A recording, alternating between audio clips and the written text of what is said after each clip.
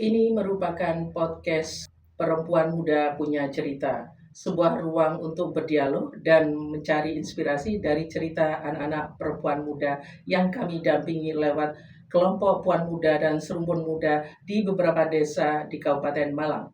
Ini merupakan media pembelajaran yang memberikan ruang mereka untuk berbagi pengalaman dan berbagi inspirasi di antara mereka. Rumpun percaya bahwa menggunakan media teknologi semacam ini merupakan bagian dari literasi digital sekaligus manfaatkannya secara bertanggung jawab. Ada banyak cerita kelompok puan muda yang bisa dijadikan contoh pembelajaran, baik yang negatif maupun positif, untuk menjadi perubahan bagi remaja-remaja yang lainnya dan menginspirasi untuk perubahan yang lebih luas di antara masyarakat di mana mereka tinggal. Kelompok Puan Muda adalah wadah bagi kelompok perempuan, terutama remaja perempuan, yang diinisiasi oleh Ruang Mitra Perempuan atau Rumpun untuk meningkatkan kepedulian, membentuk karakter, serta percaya diri bagi anak-anak muda agar dia lebih mengenal diri dan lingkungannya, serta yang lebih penting dia peduli kepada diri dan lingkungannya dalam rangka mempersiapkan dirinya untuk menjadi perempuan atau pemimpin perempuan di masa yang akan datang. Kelompok Puan Muda selama ini mendapatkan berbagai hal untuk peningkatan kapasitas dari Ruang Mitra Perempuan, baik pelatihan maupun pendampingan tematik.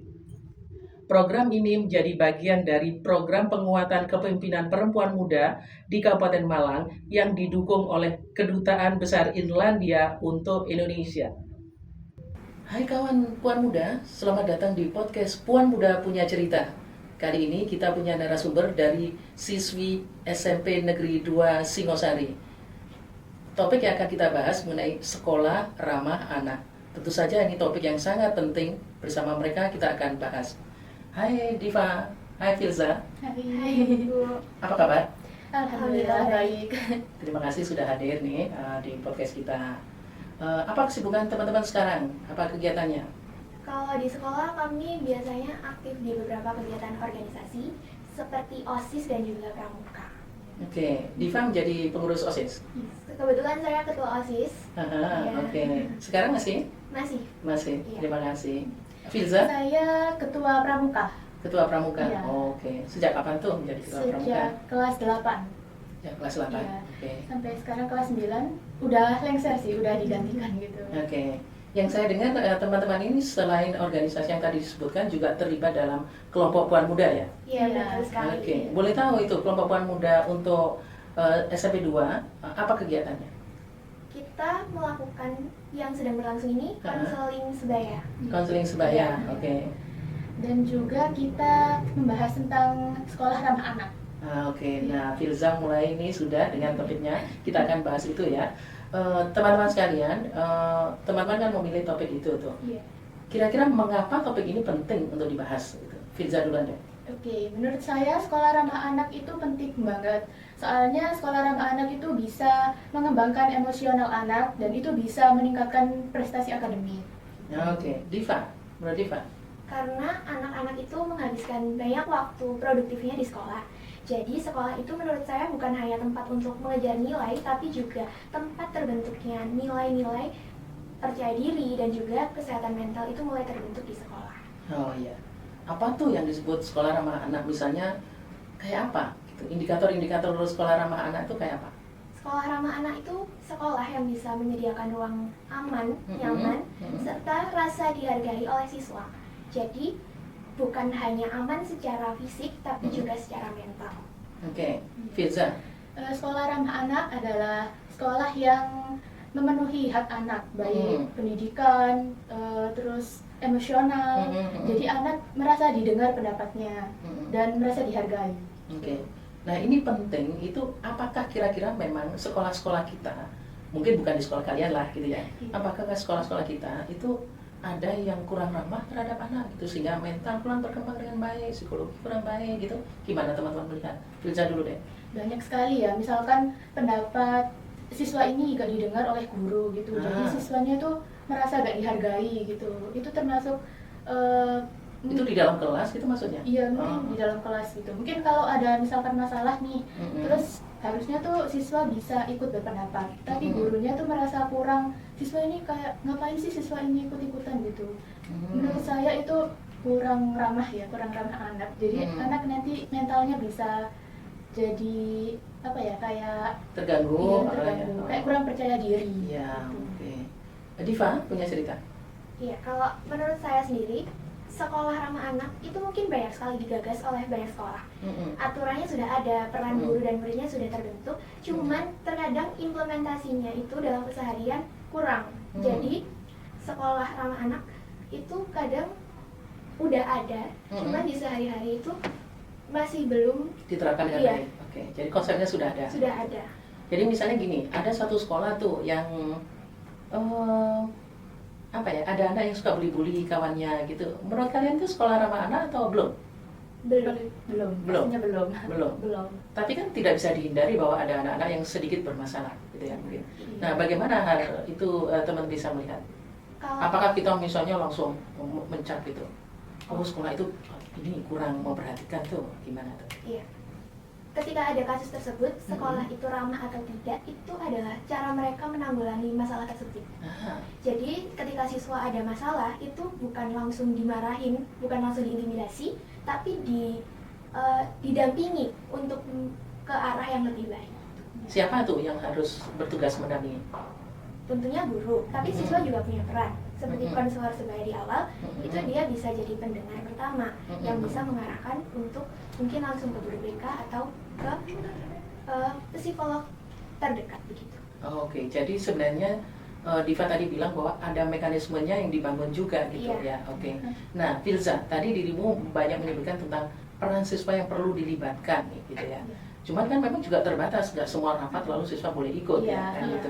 Nah, misalnya nih berdasarkan pengalaman atau pemikiran Filza, di mana kelompok siswa atau representasi siswa bisa terlibat dalam diskusi-diskusi di sekolah? Seperti misalkan ada masalah fasilitas yang kurang, misalkan contoh toiletnya tuh udah rusak gitu, kita berpendapat ini toiletnya mohon diperbaiki gitu ya, tapi gurunya itu harusnya kan memperbaiki. Mungkin menurut gurunya ada yang ini masih cukup baik kok, tapi kita sebagai murid kan yang menggunakannya, jadi kita yang tahu rasanya itu gimana gitu. Harusnya gurunya juga mendengarkan dan dilihat nih apakah benar fasilitas ini benar-benar rusak atau gimana. Di cross check ya, Iya. jadi laporan itu di cross check. Oke, menarik sekali nih. Nah, Diva, kalau misalnya sekolah itu banyak aturan tuh ditempel di mana-mana gitu ya, itu menurutmu sudah indikator sekolah ramah atau belum ya? Atau itu menjadi bagian? Gimana? Untuk aturan, Heeh, itu mungkin memang bagian dari sekolah ramah anak. heeh. Tapi terkadang aturan itu harus dibentuk dengan adanya siswa juga. Jadi siswa merasa dilibatkan untuk aturan. Jadi ketika sudah kesehariannya, itu siswa tidak merasa terkekang dengan aturan itu. Wow, menarik nih.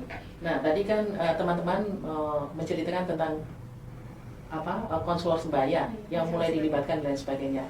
Nah, sejauh ini seberapa sudah diterapkan tuh untuk bisa mengidentifikasi kasus di sekolah atau membantu kawan-kawan yang berkasus untuk mulai curhat gitu. Gimana? Pengalaman Diva dulu deh. Konselor sebaya itu di sekolah kami ya, itu sudah diterapkan, sudah ada kelompok yang memang menjadi konseling. Mungkin itu sangat membantu untuk teman-teman yang awalnya takut bercerita, jadi dia bisa meluapkan curahan hatinya. Tapi di sisi lain, anak-anak itu masih kurang berani untuk percaya kepada konseling sebaya itu. Jadi mereka masih kurang mau dekat dengan kita gitu. Nah, apa tuh upaya yang dilakukan untuk mereka bisa percaya pada kita, mau cerita, sehingga bisa diselesaikan gitu? Triknya teman-teman apa? Di sekolah kami khususnya, mungkin kita itu mendekat tapi tidak memakai label konselor sebaya. oke. Jadi sebagai teman dulu, nanti Heeh. kita tarik dulu mau apa tidak. Nah, kalau mau, nah kita baru duduk di ruang konseling itu. Iya. Nah, Filza, seberapa banyak kawan-kawanmu di sekolah yang paham mengenai konsep sekolah ramah anak kira-kira? Kalau dirimu kan pernah dengar dari banyak lokakarya atau pelatihan mungkin, tapi teman yang lain bagaimana pengertian mereka? Kalau menurut saya, teman-teman saya tuh kurang kurang mengerti karena Mm-mm. mungkin belum pernah mendengar ya. Mm-mm. Soalnya masih banyak sekali misalkan bully antar siswa dan kekerasan mungkin guru kepada siswa juga ada kadang-kadang gitu. Jadi menurut saya sekolah ramah anak ini masih kurang dimengerti oleh siswa di sekolah saya. Jadi harus disosialisasikan ya? Iya. Oh, oke. Lewat apa tuh biar mereka tertarik dan juga terlibat dalam menciptakan sekolah yang ramah anak gitu? Bagaimana pesan teman-teman? Bisa lewat apa ya? Diskusi kelompok kah? Atau lewat rapat formal kah orang tua? Atau saat siswa baru lulus sambil dikasih penjelasan gimana? Kalau menurut saya Mm-mm. itu tidak hanya kepada guru dan siswa, tapi mungkin juga melibatkan orang tua agar di rumah anak-anak itu juga mendapatkan pandangan yang sama begitu. Jadi dukungannya di semua pihak itu ada. Nah mungkin caranya yaitu untuk diskusi antar siswa agar siswa itu mau mendengarkan karena yang berbicara adalah sebagai temannya gitu. Jadi lebih informal ya, Iya. lebih ngobrol gitu Iya. ya, bahas sekolah ramah anak itu mestinya juga semua terlibat gitu ya. Iya. Oke, Dilva, Filza, oke maaf. Kira-kira apa tantangannya kalau kita mau menciptakan sekolah ramah anak gitu? Nah, banyak banget ya pastinya ya. Misalkan itu kayak tadi apa bullying antar siswa, terus perundungan guru ke siswa, terus kepercayaan guru kurang terhadap siswa. Jadi kita merasa tidak dihargai kan. Nah itu bisa kedepannya itu bisa merusak rencana kita untuk membangun sekolah ramah anak. Gitu. Lalu apa tuh triknya? Apakah perlu rapat koordinasi begitu atau bagaimana? Kalau sosialisasi kepada guru untuk sekolah ramah anak mungkin bisa dilakukan dengan rapat guru atau yang lainnya gitu ya. Kalau misalkan ke siswa itu menurut saya lebih baik tuh dengan informal aja dan tidak dipaksa. Kalau misalkan siswanya dipaksa nanti siswanya bisa tertekan.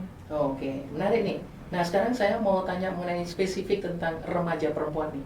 Kan kalian terlibat pada kelompok puan muda kan gitu.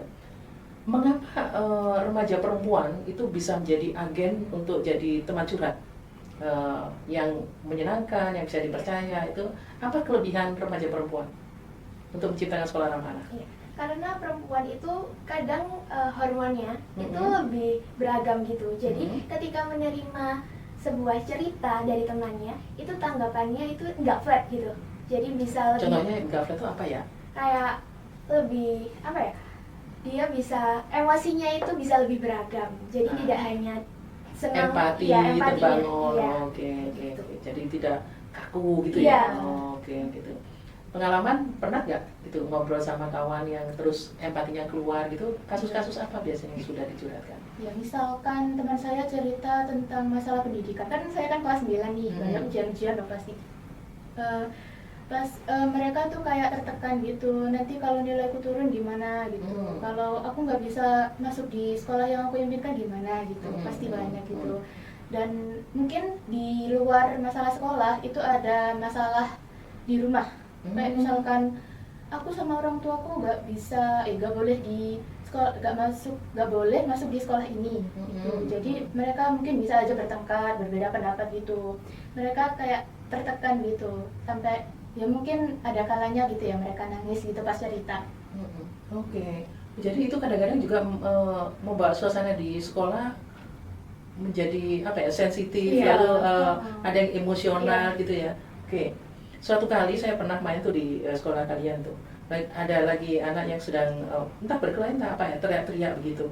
Itu sebenarnya bagian dari ekspresi atau kondisi sekolah ini perlu diperbaiki agar apa ya, ramah buat semua gitu. Kan kalau orang teriak sekencang begitu ya orang keganggu juga kan. Iya. Nah, gimana tuh?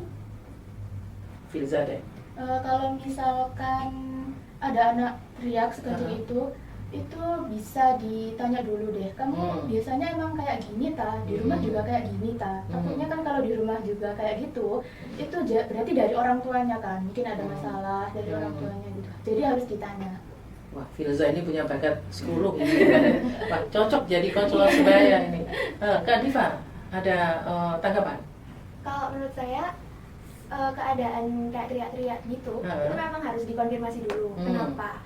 Nah kalau itu adalah sebuah masalah, itu sebenarnya adalah bahan untuk evaluasi sekolah ramah anak tersebut. Jadi agar bisa menuju yang lebih baik, agar masalah-masalah bisa terselesaikan lewat bantuan-bantuan dari sekolah. Oke, sehingga bisa dideteksi. Iya. Kalau perlu dibantu diselesaikan gitu ya. Oke, sekarang hampir terakhir nih. Apa himbauan kalian pada sekolah, pada pihak sekolah, manajemen sekolah, misalnya guru, kepala sekolah, dan tenaga pendidik yang lainnya, untuk terlibat menciptakan sekolah yang ramah gitu, ramah buat siswa, ramah buat semua, termasuk jangan lupa loh, ramah buat tamu, begitu kan? Iya. Coba Diva. Untuk himbauan kepada guru ya, saya berharap agar implementasi sekolah ramah anak itu tidak berhenti di aturan di atas kertas. Oke. Jadi semoga kedepannya sekolah ramah anak itu benar-benar bisa terbentuk, bisa membuat nyaman bagi semuanya, tidak hanya siswa, tapi juga guru, dan juga untuk warga sekitar yang memang berkunjung ke sekolah. Oke, terima kasih Diva. Nah, Filza, dirimu coba memotivasi kawan-kawan sesama siswa, bagaimana mereka terlibat untuk menciptakan sekolah ramah anak. Siswa bisa lebih menghargai teman, bisa lebih mengerti emosi teman gitu. Kalau misalkan siswa ada yang melakukan kasus gitu ya, itu ditanya dulu, jangan langsung dihakimi gitu. Kalau langsung dihakimi nanti kasihan anaknya juga kan, pasti banyak orang yang menghakimi dia setelah kasus itu terjadi. Jadi lebih baik ditanya dulu gitu. Oke, serba penting sih sebenarnya sekolah ramah itu tadi menciptakan kesehatan mental buat siswa dan orang-orang lain. Seberapa penting? Tentu penting ya, karena tujuan awalnya sekolah ramah anak itu untuk menghadirkan suasana belajar yang sehat. Jadi ketika pembelajaran itu sehat, siswa itu tidak takut untuk bertanya, berpendapat, dan merasa dihargai, maka kesehatan itu akan sangat berpengaruh ke kesehatan mental siswa dan kepercayaan diri siswa itu. Wah, luar biasa Diva. Filza? Iya, ke sekolah ramah anak itu penting sekali buat mental anak, karena mereka akan bisa membangun rasa percaya diri. Nah, itu nanti anak-anak itu kedepannya bisa lebih tidak takut untuk menyuarakan pendapat mereka. Kalau misalkan ada masalah, itu mereka juga akan bisa menanggulanginya itu dengan dari pengalaman-pengalaman gitu. Oke, terima kasih Diva, terima kasih Filza sudah berbagi ya pandangannya mengenai sekolah ramah anak. Mudah-mudahan seperti yang kamu bilang bahwa sekolah ramah anak itu tidak hanya konsep yang di atas kertas, tapi diciptakan bersama-sama secara konsekuen. Semua pihak, baik siswa maupun guru dan semua manajemen sekolah. Jadi sekolah ramah anak adalah kebutuhan bersama, tidak hanya saat di sekolah, tapi untuk masa depan anak-anak itu sendiri. Mereka sehat secara mental, bisa diterima, dan itu boleh melibatkan mereka. Misalnya mereka berdua ini sudah terlibat sebagai kawan curhat, yang disebut sebagai konsul sebaya. Mudah-mudahan kalian juga berkontribusi menciptakan sekolah ramah anak di sekolah kalian masing-masing. Terima kasih sudah belajar. Terima kasih Firza, terima kasih Diva. Salam.